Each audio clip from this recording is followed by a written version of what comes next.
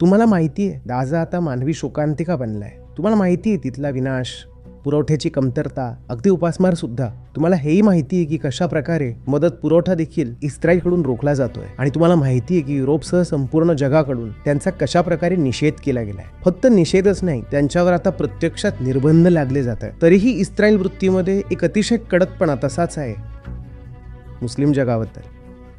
आणि हे तेव्हा जेव्हा दोन्ही देश अब्रामच्या सामायिक वंशातून येतात. आधी आले जीव, मग ख्रिश्चन आणि मग मुस्लिम, आणि त्यांचे प्रेषित सुद्धा सामायिक आहेत. तरीही बघा युद्ध. अगदी इस्लाममध्ये सुद्धा बघा शिया आणि सुन्नी कसे लढतात. धर्म ही सर्वात हिंसक आणि अधोगतीला नेणारी ताकद असू शकते. आणि आपण इथे फक्त ज्यू धर्म किंवा इस्लामबद्दल बोलत नाही आहोत, आपण जगभरातील सर्व धर्मांबद्दल बोलतो. जेव्हा ते विकृत होतात तेव्हा ते मानवजातीसाठी घडू शकणारी सर्वात वाईट गोष्ट ठरतात.